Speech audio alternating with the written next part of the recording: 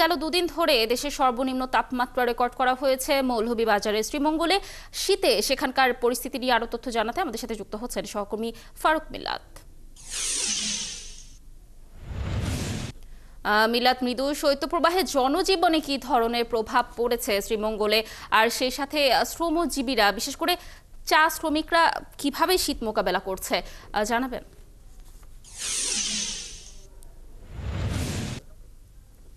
লাবণী, আপনাকে ধন্যবাদ। আসলে যে তাপমাত্রা নেমেছে, আর আজকে সর্বনিম্ন তাপমাত্রা 8.9 ডিগ্রি সেলসিয়াস শ্রীমঙ্গলে রেকর্ড করা হয়েছে এবং এই যাবৎকালের এই চলতি শীত মৌসুম শুরু হওয়ার পর এটাই সর্বনিম্ন। এবং গতকালকে ছিল 10.4 ডিগ্রি সেলসিয়াস, সেটাও সর্বনিম্ন ছিল। তবে আসার কথা হচ্ছে যে আজকে সকাল 6টা থেকে কিন্তু রোদের দেখা মিলেছে। তো আপনি আমার পিছনে দেখতে পাচ্ছেন, আমি চা বাগান এরিয়া দাঁড়িয়ে আছি এবং পিছনে চা শ্রমিকরা কাজ করছে বেশ দূরে। এবং হচ্ছে কি আপনার রোদের দেখা মিলেছে, ফলে রোদের যে উষ্ণতা, সেই উষ্ণতার ফলে বিশেষ করে শ্রমজীবী যারা চা শ্রমিক থেকে তাদের অন্তত আসার কথা হচ্ছে তারা কাজ করতে পারছেন।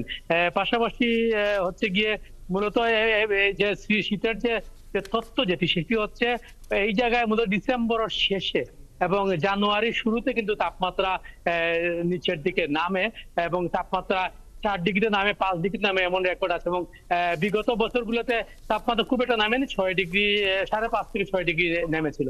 তবে এবছর তাপমাত্রাটা হয়তো একটু বেশি নামতে পারে, এমনকি আমাকে জানিয়েছেন এখানকার যে আবহাওয়া কর্মকর্তা মুজিবুর রহমান। পাশাপাশি আপনাকে জানিয়ে গেছে চা বাগানগুলোতে যে ডিসপেন্সারি আছে সেখানে বিশেষ করে শীতজনিত যে রোগ আছে সেগুলোর, যেহেতু শীতের প্রখর থাকার কারণে শীতজনিত রোগের যে শিশু এবং বৃদ্ধরা আউটডোরে ভিড় করছেন এবং হাসপাতালেও আউটডোর ইনডোর বিশেষ করে বয়স্ক এবং শিশুরা ভিড় করছে। তবে এখন পর্যন্ত যে যে রোগের কারণে হাসপাতালগুলোতে যে রোগীর ভর্তি পরিমাণটা অনেকটাই কম আছে, সেটি হচ্ছে আশার খবর।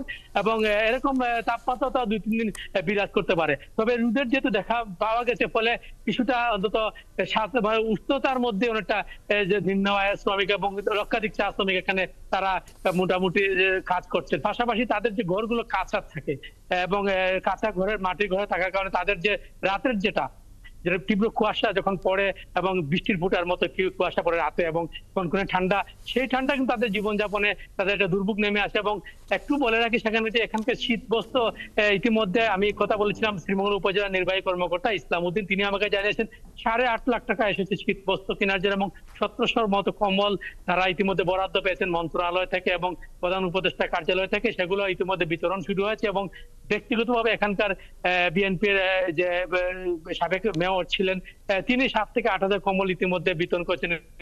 আজকে বিভিন্ন জায়গায় বিতরণ চলছে। পাশাপাশি বিভিন্ন সামাজিক এবং সাংস্কৃতিক সংগঠন কম্বল বিতরণ করলেও শীতবস্ত্র যেগুলো কিন্তু পরিমাণে অনেকটা কম। ফলে সেই যে অভিযোগ, সেটা চিরাচরিত সবসময় যে অভিযোগটা চা শ্রমিকরা সহ বিভিন্ন মানুষ দিয়ে থাকেন যে মূলত। এবং পাশাপাশি আপনি জানেন বর্তমান সময় যেহেতু অনেক জায়গায় ইউনিয়ন পরিষদের চেয়ারম্যান নেই, মেম্বার অনেক জায়গায় নেই, মেয়র নেই, কমিশনার নেই, ফলে সেখানে যে বন্টনটা কি প্রক্রিয়া হবে সেটা নিয়ে একটা যে ধোঁয়াশা থেকে গেছে।